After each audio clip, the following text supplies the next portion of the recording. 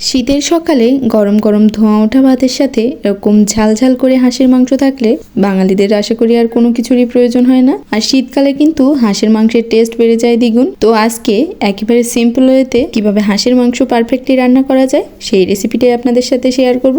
তো চলুন তাহলে শুরু করি। তো রান্নার জন্য আমি প্রথমে আগে মাংসটাকে ম্যারিনেট করে নেব। ম্যারিনেশনের জন্য প্রথমে আমি এখানে দিয়ে দিচ্ছি 2টা তেজপাতা, 3টা গোটা রসুন, এরপর দিয়ে দিচ্ছি স্বাদ মতো লবণ, দিয়ে দিচ্ছি পরিমাণ মতো হলুদ, তারপর দিচ্ছি 3টা মতো পেঁয়াজ কুচিয়ে রেখেছিলাম সেগুলো।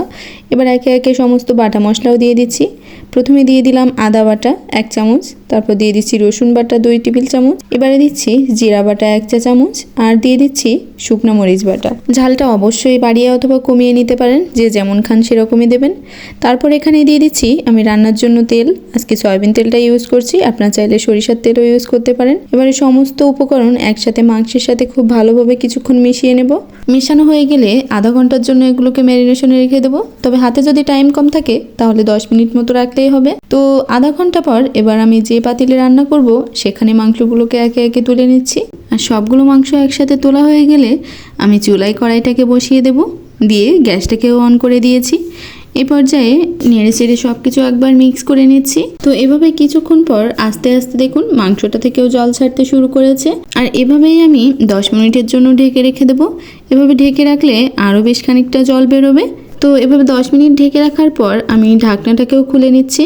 দেখুন আগের থেকেও আরও অনেকটা জল বেরিয়ে গেছে। তো এবারে আমি আরও একবার নেড়ে চেড়ে খুব ভালোভাবে মিশিয়ে নিচ্ছি সব কিছু। এরপরে এখানে আমি দিয়ে দেবো পরিমাণ মতো জল সেদ্ধ হওয়ার জন্য। তো হাঁসের মাংসটা যেহেতু একটু বেশিই হার্ড হয়, সেজন্য বেশ অনেকটা টাইম নিয়ে কিন্তু কষিয়ে নিতে হবে। তো এই পর্যায়ে আমি দিয়ে দিচ্ছি ফুটন্ত গরম জল। তো অবশ্যই এখানে গরম জলটাই দেওয়ার চেষ্টা করবেন, তা না হলে মাংসটা আবার হার্ড হয়ে যাবে। রান্নার এই পর্যায়ে আমি দিয়ে দিচ্ছি কয়েকটা আলু। আমি 3-4টা মতো আলু কেটে রেখেছিলাম, সেগুলো এখানে দিয়ে দিয়েছি। আপনারা চাইলে আলু ছাড়াও রান্না করতে পারেন, তবে আমার কাছে মনে হয় মাংসের সাথে যদি আলু না থাকে তাহলে রান্না অনেকটাই অসম্পূর্ণ থেকে যায়, কারণ মাংসের সাথে আলু খেতে কিন্তু ভীষণই ভালো লাগে।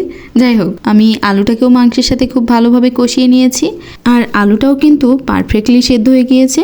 তো মাংস আরও কিছুক্ষণ কষাতে হবে, এজন্য আমি মাঝখানে এক পর্যায়ে আলুগুলোকে উঠিয়ে এক সাইডে রেখে দিয়েছি।